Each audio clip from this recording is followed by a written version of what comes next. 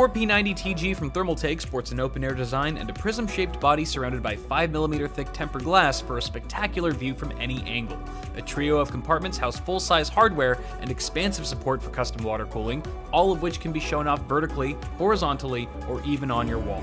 To learn more, click the link in the description for more info. So as you guys might expect, today I'll be putting together a miniature PC gaming setup.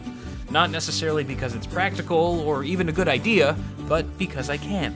I've rounded up a special list of hardware to help me along my fun-sized journey, starting with the Intel NUC, a mini PC fitted with a 7th gen Intel Core i5-7260U processor with 2 cores, 4 threads, and a max turbo frequency of 3.4 GHz. This NUC is a bare-bones model, so we'll be adding our own storage and memory, including an 8GB SODIMM kit of Crucial Ballistics Sport DDR4 at 2400. Our drive is the Samsung 960 Pro, which is totally overkill for our needs, but it's the only 500GB M.2 SSD I actually had on hand, so into the NUC it goes.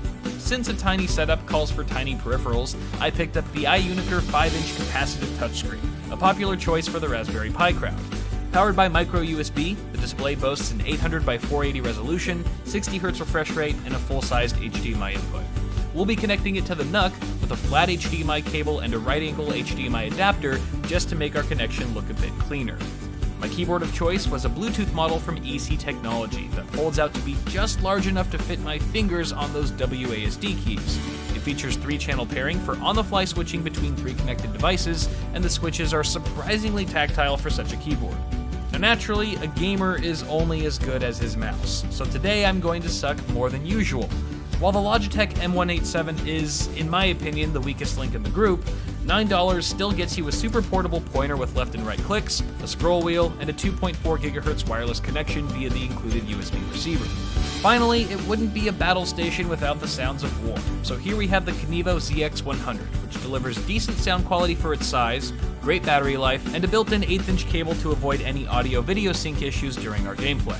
And that is our pocket-sized PC gaming setup. I'll drop links to everything here in the description if you guys are interested. This was a great idea. Look at all the little icons. They're so cute.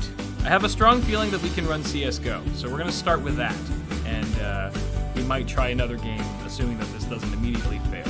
I do have Fraps running, so we have a frame counter in the top left corner there, so you guys can actually see what kind of performance we're getting in game. So I'm gonna go into my video settings here, and you know what? It's actually a pretty crisp screen, surprisingly. Like, I feel so far away from the screen because all the text is really tiny, but I can read it perfectly fine. It's super sharp. And it looks like we are running at the native resolution of 800x480. Auto settings have deemed this NUC capable of running CSGO at anywhere from very low to high settings, okay? I'm gonna play with some bots, because I'll feel too bad if I'm actually on anyone's team. Loading up into Dust 2. For the record, this mouse would be perfect for like a 3-year-old child. That's it. Oh, we're in the game! We're hovering at around 66 FPS. Oh, it's just jumping all over the place depending on where we're looking, of course. Now we're at in the low hundreds. It's actually pretty darn smooth. Is that a guy? Oh, first kill on the mini PC. Glorious. It's kind of difficult knowing who my friends are because they're so small. Hey, stop it. Oh, headshot. The headshots are way harder with this monitor. I'm not feeling it yet, but I would imagine that gaming on this setup for a long period of time would result in severe eye fatigue. Oh, and there I go. It's the setup's fault. I do wish the keyboard had some rubber feet to keep it from sliding around. When things get intense, I tend to blah! I would love to bring this to a Starbucks and just watch people's reactions. I'm sure it would turn a lot of heads and provoke a lot of questions. Like, does he have any friends? So honestly, guys, we're getting anywhere from 60 to 100 plus FPS right now at, once again, 800x480 resolution. Not too bad. Ooh, let's try opping. I bet I'd be a great op on a miniature setup.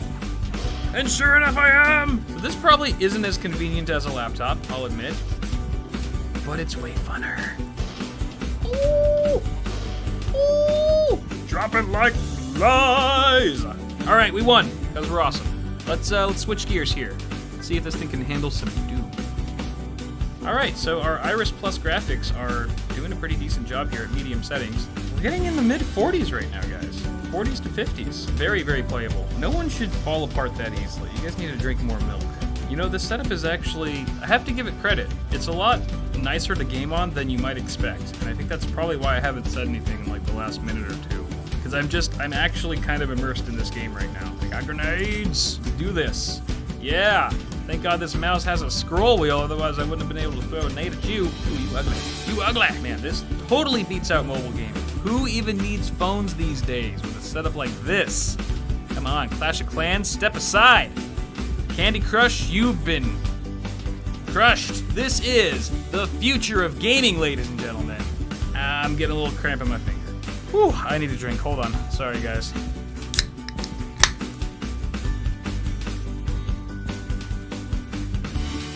Okay, we're good. Okay, I think we have destroyed every tiny demon in sight, so I'm gonna call it for now. This has been quite an experience, and really a big surprise. It's the biggest little surprise I've received in a long time, just how fun and enjoyable this was. Definitely exceeded my expectations, so very cool. If you guys would like to see any more content about this miniature setup moving forward, if you have any creative ideas, let me know in the comments. I'd be totally open to it. Apart from that, guys, toss a like on the video if you enjoyed it. You can also follow us on Floatplane if you want to watch our content a week early without ads. I'll put a link for that in the video description. Guys, thank you so much for tuning in. Have a good one, and I'll see you all in the next video.